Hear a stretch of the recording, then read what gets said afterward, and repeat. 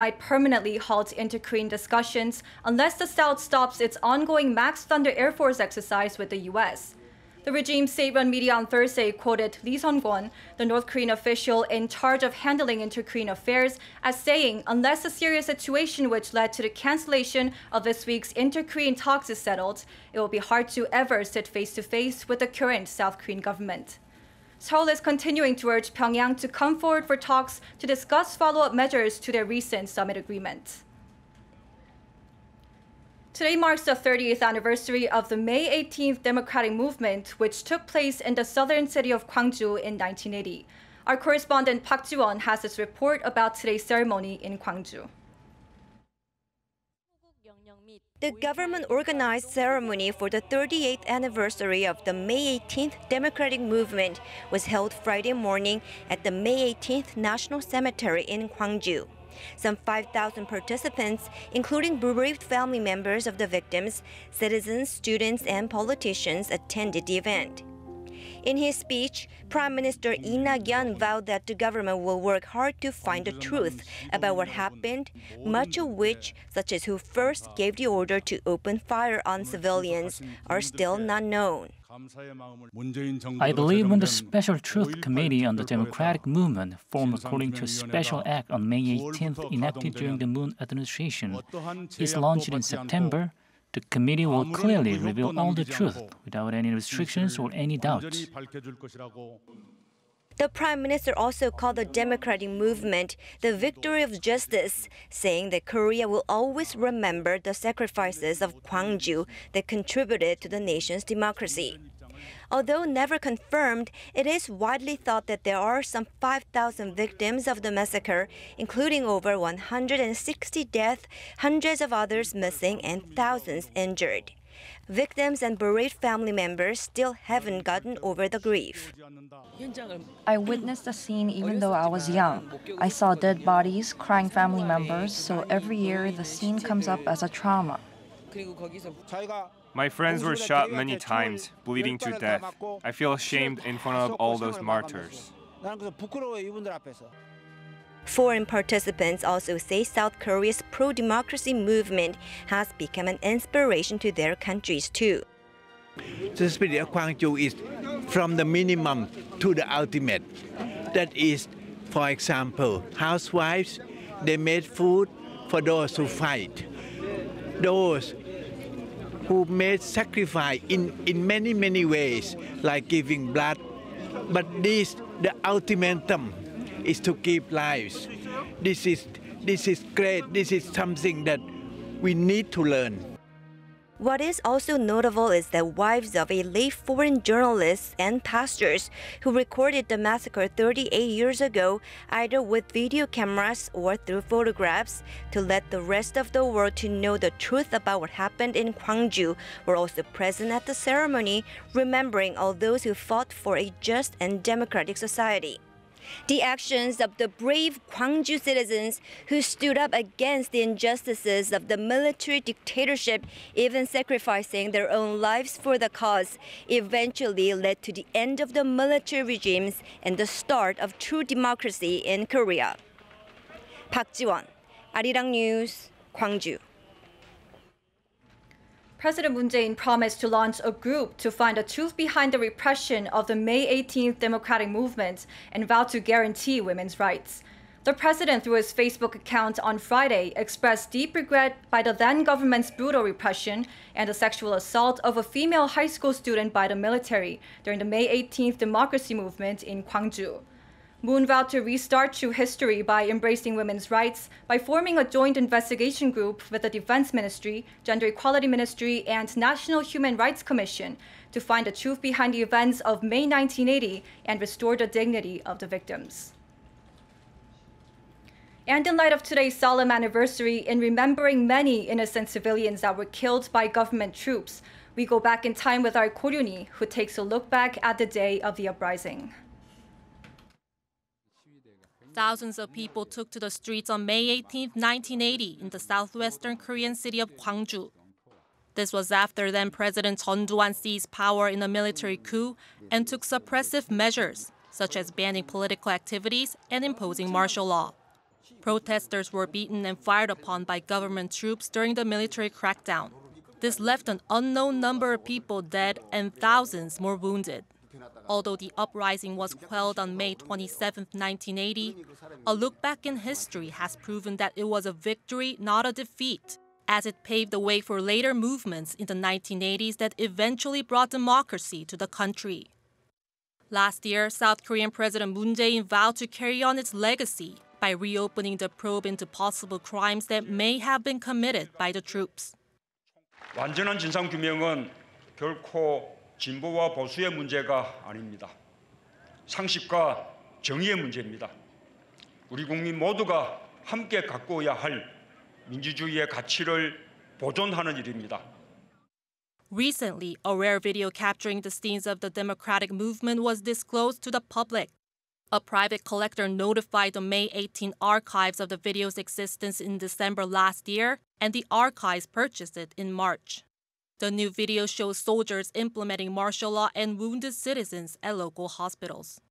The footage will be screened at the archive until May 30th to remind citizens of a pivotal moment in the country's modern history that continues to provide inspiration for freedom and human rights. 고륜이 아리랑 뉴스.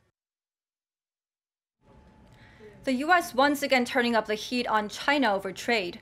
Amid a second round of trade talks with China and Washington, Trump said he had his doubts on whether they'd be successful since he believes China has become spoiled after years of having it easy with U.S. trade negotiators. Our Choi Si-young with more. With all the years that you've covered, trade and nations and wars and everything else, you've never seen people come over from China to work on a trade deal. Now, will that be successful? I tend to doubt it. The reason I doubt it is because China's become very spoiled. Speaking to reporters at the White House on Thursday, President Trump expressed his doubts about reaching an agreement with China over trade as the world's two largest economies sat down for crunchy negotiations to avert a potential trade war. Trump's remarks come as the two sides are holding round two of their high-stakes talks on trade. The first round held in Beijing earlier this month yielded little in the way of progress. Back on home ground, the U.S. delegation made up of Treasury Secretary Stephen Mnuchin, Commerce Secretary Wilbur Ross, and U.S. Trade Representative Robert Lighthizer held talks with their Chinese counterparts led by China's Vice Premier Liu He in a bid to narrow their differences. The New York Times reports that China is preparing to offer the U.S. a deal to buy $200 billion worth of American goods. Under the deal, China would buy a range of American goods including everything from soybeans to semiconductors and natural gas. The Chinese vice premier, also the top economic advisor to Chinese President Xi Jinping, is expected to present the deal to the U.S. on Friday. Experts, however, remain skeptical over how effective such a deal would be in narrowing China's sizable trade surplus with the U.S. They argue that even if China sharply increases its purchases of American goods in the short term, it probably wouldn't come close to the proposed $200 billion.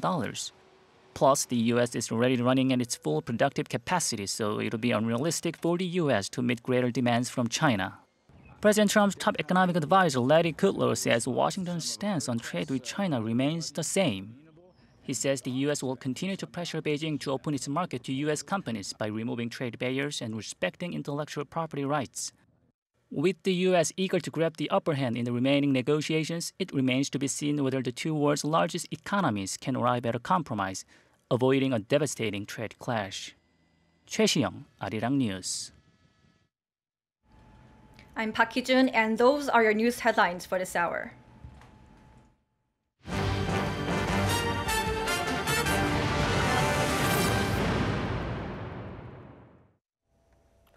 With the prospect of the summit between North Korea and the U.S. under a cloud, President Donald Trump veered away from the idea of applying the Libyan model in denuclearizing North Korea, contradicting recent comments made by his national security advisor, John Bolton. Trump even said that the U.S. is not considering a regime change and that Kim Jong-un would continue to run his country if he gave up his nuclear weapons. Lee Seung-jae with this report. U.S. President Donald Trump has rolled out the so-called Libya model for dismantling North Korea's nuclear weapons program, instead offering strong security guarantees to Pyongyang in return for its denuclearization. He pledged that the U.S. would grant the North such a guarantee if a satisfactory deal is struck. the model, if you look at that model with Gaddafi, that was a total decimation. We went in there to beat him. Now, that model would take place if we don't make a deal, most likely. But if we make a deal, I think Kim Jong-un is going to be very, very happy.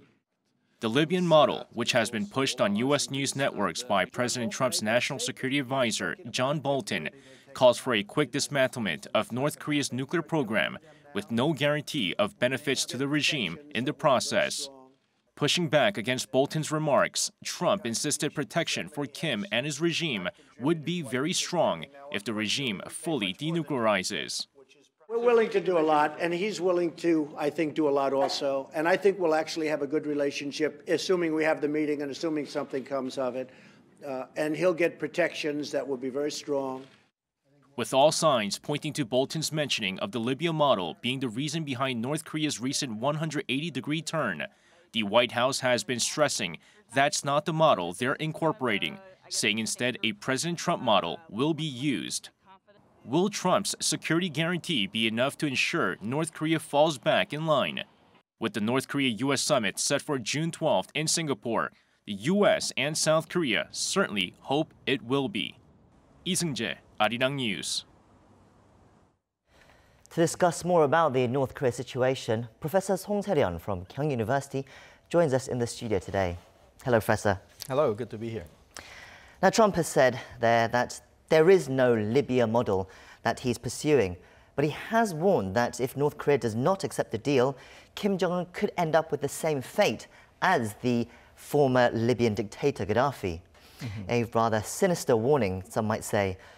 But despite these public comments from Washington and the public words from Pyongyang as well, do you think there is progression towards a deal being made on the denuclearization behind the scenes here? I think so. Both White House and Blue House, and many of us still think that the big picture has not changed. Everybody wants the security and the economic prosperity that comes with it. The North Korea needs it, the U.S. wants it, and the Moon Jae-in government in South Korea, it's part of its identity or the ethos. So I think everybody wants it. But the dynamics, of course, has changed after Panmunjom meeting, that we're entering into an intense negotiation stage. So we can look at all those news coming out from Washington and North Korea as sort of different features of the posturing that they are taking going into the negotiation. So I guess that explains why, despite North Korea's changing its attitude very recently, Washington seems quite calm about the situation. Is the North Korea-U.S. summit still on track then? But can we also expect further bumps like this down the road? I think so. You described it as a calm, but there is a controlled kind of ambiguity between the Bolton and Donald Trump, Libya or no Libya. I think it's part of the kind of posturing. It could be seen as some would describe it as a good cop, bad cop routine, but that kind of ambiguity is necessary to secure leverage in the negotiation. So if you look at it that way, then I think the bumps and different kind of hurdles might continue, because in this negotiation, devil is really in the details, especially the terms of the denuclearization and what kind of compensation or easing of the sanctions that North gets. Those kind of things requires a lot of, posturing and also kinds of tit-for-tat kind of exchanges. So whoever secures more leverage or the chips probably be a winner in that dynamics. So I think that I wouldn't, discount the possibility that we'll be hearing more from Washington and North Korea. So I guess this is kind of negotiation tactics. Right. In those negotiation tactics, right now, though, the loser seems to be South Korea, who had the high-level talks with North Korea cancelled just a couple of days ago. Now, North Korea, though, they blame the Max Thunder joint military drills with the U.S. Pyongyang has also now criticized South Korean government for refusing to take steps towards this, throwing insults at Seoul, calling them ignorant and incompetent. It's the first time in quite a while that Pyongyang has used this kind of language at Seoul. The mood had been so good lately, but are we perhaps going taking a few steps backwards with the inter-Korean relationship? Well, not necessarily. I think there's always this aspect of a too good to be true kind of aspect between North and South, and it is. I think that the biggest role that the South Korean government has played, from the North point of view at least, is to make the meeting happen. And once that is accomplished, I think that North Korea needs South Korea less at this point. And I think that because of the tendencies that our government has, probably North might wrongly assume that they can push around South Korea because they kind of feel that South Korea will not walk away. So that dynamics, or the weak point, is there. I think that North Korea might try to use South Korea as a either go-between or kind of tool to send messages to the United States. So the fact that they reassert or complain about the joint military exercise, which is a convenient topic and something that has been expected, I think that sends a message to Washington that they are trying to make this as one of the agendas on the table to secure more chips, so to speak. But that sends also a message to South Korean government to expect a more role between the North Korea and the U.S. Then what does South Korea do in this situation? I mean, what do they do about the max thunder drills? It's not like South Korea right now are going to cancel the drills. So does that mean we just have to wait for North Korea and the U.S. relations to kind of figure out before we retry the inter-Korean talks again? Probably, even North Korea probably would not expect that we'll cancel the joint exercise. It's just something that they use as a rhetoric at this point. But I think going forward, this kind of bumps and bruises will probably give North Korea the chance to complain more about the situation to South Korea and expect more role as a kind of glorified go-between going forward. I think the challenge for the South Korean government at this point is that to drive this process as one of the key players, the relationship between the North Korea and also the lesser extent China and the United States is much more important at this point. If not, we'll be pushed aside. But in order to drive the agenda, that details, the denuclearization and the steps that we take should be something that we have to engage in a very active manner. But that will be very challenging. You mentioned China just there. Despite, while relations with Seoul and Pyongyang have been, taking a sour turn, relations with Beijing and Pyongyang seem to be flourishing. I mean, there's a delegation right now in Beijing. They're calling themselves the Friendship Group, and they even met with Chinese President Xi Jinping. How does this renewing of friendly ties with Pyongyang and Beijing affect the current situation, especially looking at the U.S. summits that's upcoming? Well, going back to the dynamics of negotiation, China is very important for North Korea as an insurance, not only for the negotiation process, but even afterwards. Once the deal is made or some kind of framework is in place, there's no guarantee that it will continue. I mean, we saw the Libya model, that the part of the controversy was the horrible death that the Gaddafi has met, and also Iraq, same thing. And Iran deal was reneged by Donald Trump. So from the North Korea's point of view, even when the deal is made, afterwards they need some sort of guarantees. A lot of people think that for that precise reason, North Korea will not give up on their nuclear capacity. But secondarily, or in addition to that, they need China to stand with them. So they have a complex relationship with China. They need China, but at the same time, they need to put some distance with China by using the U.S. So I think this negotiation is part of a small kind of chip or the game that they intensely played by each players in this region. amidst all this happening, we hadn't seen the North Korean leader Kim Jong-un for several days, 8 days in fact. But today he was reported to have attended the enlarged meeting of the regime's Central Military Commission. Now, although the meeting seemed to be mostly about organizational matters, is there anything we can take away perhaps from the fact that Kim's first public event in 8 days was related to the military? I think the timing is very important. The reason I say that is that North Korea traditionally had this two-track approach, strengthen military capacity, but at the same time push for the economic prosperity.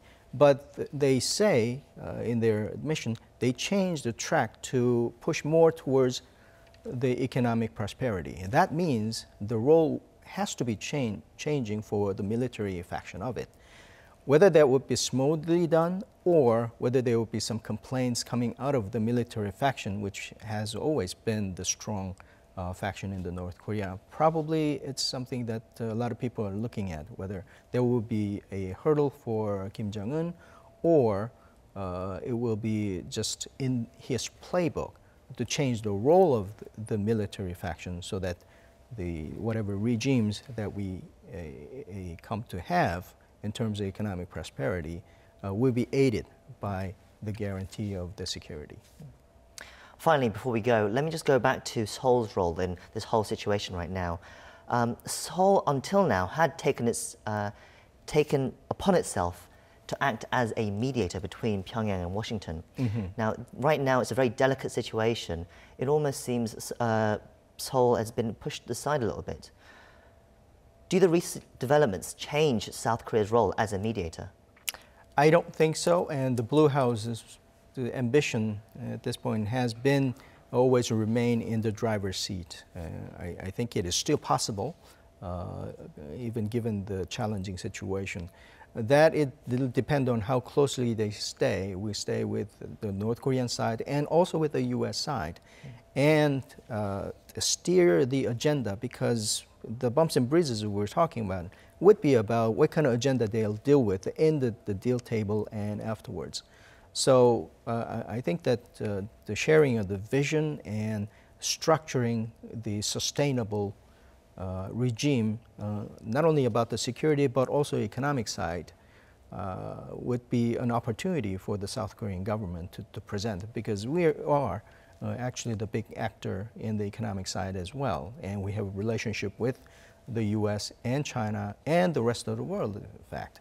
So I think we have to take advantage of that opportunity fully so that we won't be kind of pushed aside. But right now, the relations with South Korea, though, with Pyongyang, like Seoul has pledged or make efforts to reach out to Pyongyang. But what do we have to wait for developments with the U.S. to improve? I think that the kind of conflict that we're experiencing is not really the serious one. The North Korea needed to make a noise, so instead of canceling any kind of summit meetings, they were canceling some lower level, kind of high level but lower level meetings. I think they accomplished their purposes. So going forward, when we need a dialogue. I think they'll be amenable to that, because they need the mediation from the South Korea as much as anybody else. That's all we have time for, Professor. And as always, thank you for coming in today. Thank you, my pleasure. That's our newscast for this hour. I'll be back next week with more analysis and insights into the day's events from our experts. But meanwhile, stay tuned to Arirang throughout the day for all the latest updates. I've been Gwangju, and thank you for watching. Goodbye.